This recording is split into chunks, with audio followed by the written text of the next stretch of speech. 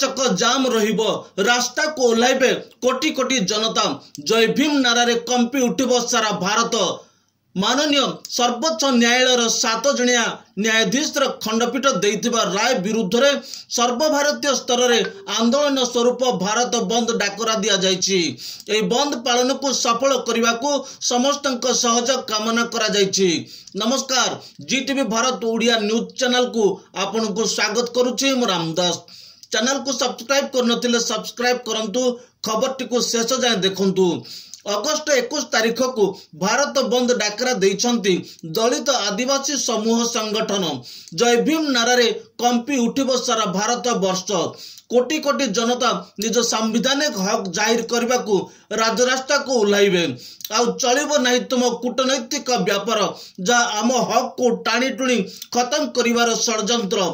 नेतृत्व को अकामी करिबा, जाति जाति मध्य भेदभाव सृष्टि करिबा, भाई भाई मध्य पातर अंतर कराई विभाजन करी संरक्षण को समाप्त करिवार जो प्रयास करिसंती ए सरकार एवं तांकर कथा कथित न्यायाधीश षड्यंत्र आउ चलिबो नाही। Baba Saheb doctor B R. आंबेडकर संविधान रे हमको जो सामाजिक राजनीतिक अधिकार और संवैधानिक सुरक्षा प्रदान करिसंती ताहाको खत्म करिबा वो एससी एसटी तालिका रे थिबा उपजाति मानक मध्य भेदभाव सृष्टि करी एससी एसटी एकता को नष्ट करिबारे विचार विभाग द्वारा यथेष्ट प्रयास करा जाउछि। एई सुचिंतित षड्यंत्र को एससी एसटी रो समस्त बुझिलेनी।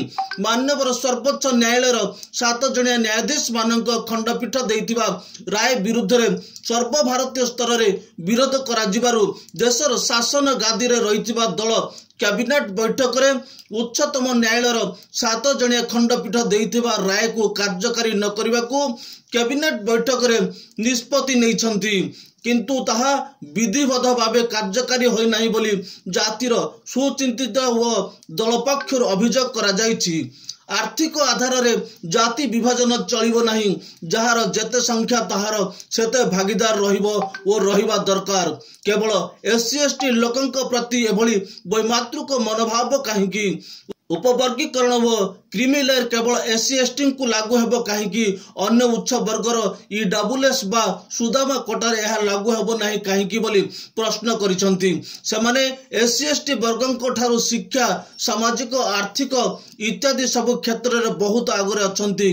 राजनीतिक, शिक्षा, चाकरी क्षेत्र रे संरक्षण द्वारा एससी एसटी लोकंकर समाजर मुख्य धारा को आसीबा प्रयास को मनोवादी शासक, प्रशासक, विचार विभाग इत्यादि मनोवादी मानसिकता रे पीड़ित लोक माने आदौ सहयोग करि पारु नाहंती।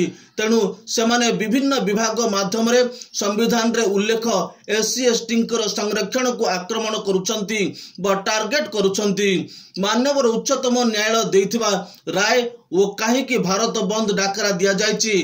खबरटी को शेष जाय देखिथिबारु आपन को धन्यवाद। पुणी देखा अन्य एक खबर रे, सही समय पर्यंत विदाय नउछि। नमस्कार।